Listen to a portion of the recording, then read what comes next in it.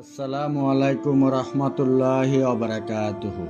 এক গ্লাস পানির উপরে সূরা ইখলাস 3 বার পড়ুন, টাকা আসার শক্তি দেখুন।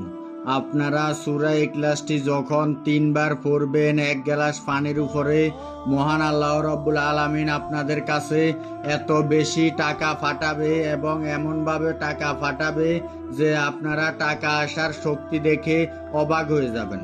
আপনাদেরকে আল্লাহ তাআলা নিজেই টাকার সাহায্য করবে। শুধু আপনাদেরকে সূরা ইখলাসটি 3 বার পড়তে হবে এক গ্লাস পানির উপরে। আমি আশা রাখছি আপনাদের প্রত্যেকেরই বাসাতে গ্লাস রয়েছে, তো আপনারা শুধুমাত্র সেই গ্লাসে পানি ভর্তি করে নেবেন। সম্পূর্ণ পানি ভর্তি করে নিয়ে তারপর আপনারা শুধু এই যে নিয়মটি আপনাদেরকে এখন বলে দিব, সেই নিয়মে সূরা ইখলাস 3 বার পড়বেন। তো আপনারা আপনাদের মতো করে সূরা ইখলাস পড়লে হবে না। সূরা ইখলাসটি একদম ছোট একটি সূরা, তখনই আপনারা পড়বেন যখন আপনারা 3 বার পড়বেন। তাহলে দেখতে পারবেন কিভাবে আপনাদের কাছে খুব তাড়াতাড়ি টাকা আসে। আপনারা সকলেই এই যে আমলটি রয়েছে, এটা হচ্ছে একটি আমল, এক গ্লাস পানির উপরে সূরা ইখলাস 3 বার পড়ার একটি ছোট আমল। এই আমলটির যে ভিডিও রয়েছে, এই ভিডিওটি আশা রাখছি আপনারা সকলে সম্পূর্ণ দেখবেন। ভুলেও কিন্তু এই ভিডিওটি স্কিপ করে করে অথবা টেনে টেনে দেখবেন না, তাহলে কিন্তু আপনাদের এই আমলটি করে কোনো রেজাল্ট আসবে না। কারণ এই ভিডিওটির প্রত্যেকটি সেকেন্ড খুবই গুরুত্বপূর্ণ, প্রত্যেকটি সেকেন্ডে আপনাদেরকে এই আমলটি নিয়ম জানিয়ে দেওয়া হবে। তো আপনারা কিভাবে আমলটি করবেন সেই নিয়মটি তো একদম সহজভাবে বলছি। তার আগে এখনো আপনারা এই ভিডিওটিতে যারা লাইক দেননি লাইক দেবেন, ও আপনারা আগে থেকে এই চ্যানেলটি যারা সাবস্ক্রাইব করে রেখেছেন আপনাদের জন্য অনেক বেশি ভালোবাসা রইল। এখনো এই চ্যানেলটি যারা সাবস্ক্রাইব করে রাখেননি আপনারা চ্যানেলটি সাবস্ক্রাইব করে রাখবেন।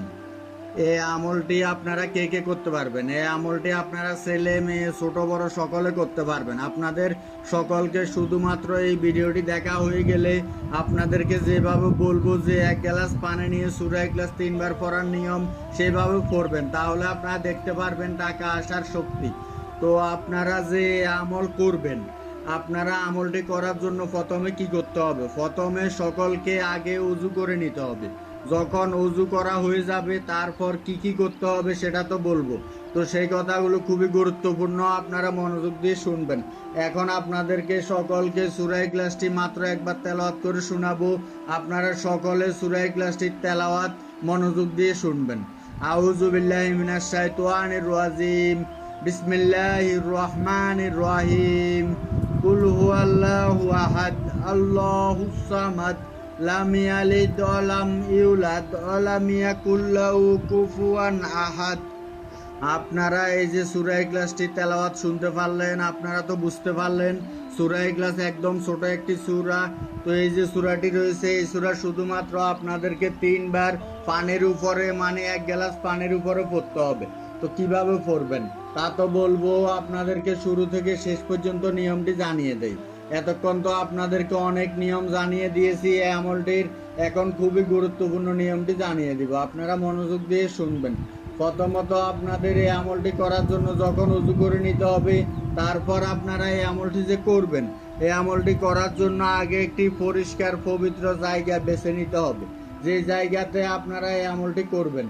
তো সেটা আপনার বাসাতেও হতে পারে মসজিদে, হতে পারে যে কোনো জায়গাতে, কিন্তু পরিষ্কার একটি জায়গা হতে হবে। সেই জায়গাতে আপনারা প্রথমে আগে এই আমলটি করবেন। উযু করে নিয়ে প্রথমে আগে আপনারা এই আমলটি করবেন। তখন আপনাদেরকে এক গ্লাস পানি নিতে হবে না, মানে আপনাদেরকে প্রথমে শুধুমাত্র এই আমলটি করতে হবে উযু অবস্থায় এবং কিবলামুখী হয়ে। তো এই আমলটি করার জন্য আপনাদেরকে কিন্তু শুধুমাত্র সূরা ইখলাসটি প্রথমে কয়েকবার পড়তে হবে। তো কয়েকবার বলতে কতবার পড়বেন তা তো বলবো।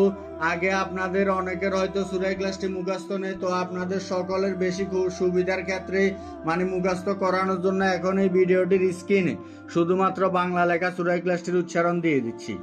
এই যে আপনারা সূরা ইখলাসটির উচ্চারণ দেখতে পাচ্ছেন, বাংলা লেখা এই সূরাটি আপনাদের সকলকেই সঠিকভাবে পড়তে হবে। ভুল করে কিন্তু আপনারা পড়বেন না। সূরা ইখলাস সহজ রয়েছে, আপনারা সকলেই সঠিকভাবে মুখস্থ করে নেবেন। আর প্রথমত আপনাদেরকে সূরা ইখলাস পড়ার আগে একটি দোয়া পড়তে হবে। সেই দোয়াটি হচ্ছে, প্রথমে আপনাদের একটি দোয়া পড়তে হবে, সেটি প্রত্যেক সূরা পড়ার আগে পড়তে হয়। সেটি হচ্ছে আউযু বিল্লাহি মিনাশ শাইতানির রাজিম। এই দোয়া আপনারা মাত্র একবার পড়লেই হয়ে যাবে। তারপর আপনাদেরকে কিন্তু বিসমিল্লাহির রহমানির রহিম পড়তে হবে। আপনারা এই আমলটি করার জন্য সূরা ইখলাসটি যতবার পড়বেন ঠিক ততবারই সূরা ইখলাস পড়ার আগে বিসমিল্লাহির রহমানির রহিম পড়ে নেবেন। আপনাদের যদি 10 বার পড়তে হয় তাহলে আপনারা 10 বারই সূরা ইখলাস পড়ার আগে বিসমিল্লাহির রহমানির রহিম পড়ে নেবেন। তো আপনাদের এই আমলটি করার জন্য প্রথমত এই যে 2টি দোয়া জানিয়ে দিলাম, এই 2টি দোয়া যেভাবে আপনাদেরকে পড়ার নিয়ম বললাম সেভাবে পড়বেন। আপনাদেরকে সর্বপ্রথম শুধুমাত্র সূরা ইখলাসটি মাত্র একবার জোরে জোরে অথবা উচ্চ স্বরে পড়তে হবে, যেন আপনি আপনার নিজের কানে শুনতে পারেন, এমনভাবে পড়বেন। তো আপনারা সকলে এইভাবে শুধুমাত্র একবার পড়বেন। যখন একবার পড়া হয়ে যাবে তারপর আপনারা আবারও সূরা ইখলাস পড়বেন, কিন্তু মনে মনে। তারপর আপনাদের আবারও সূরা ইখলাস পড়তে হবে মনে মনে। তারপর আপনাদেরকে পড়তে হবে 100 বার। ঠিক আপনারা 100 বার পড়বেন। এভাবে যখন 100 বার পড়া হয়ে যাবে তারপর আপনারা শেষে আবারও সূরা ইখলাসটি মাত্র একবার জোরে করে অথবা উচ্চস্বরে পড়বেন, আপনারা যেন আপনার নিজের কানে শুনতে পারেন। এভাবে যখন পড়া হয়ে যাবে তারপর আপনারা এই আমলটি করার জন্য 1 গ্লাস পানি সংগ্রহ করে নেবেন। তো আপনারা 1 গ্লাস পানি সংগ্রহ করে নিয়ে যে জায়গাতে আমল করলেন আবার সেই জায়গাতে আসবেন। আসার পর ক্যাবলামুখী হইয়া আপনাদের ডান হাতে শুধুমাত্র 1 গ্লাস পানি নেবেন।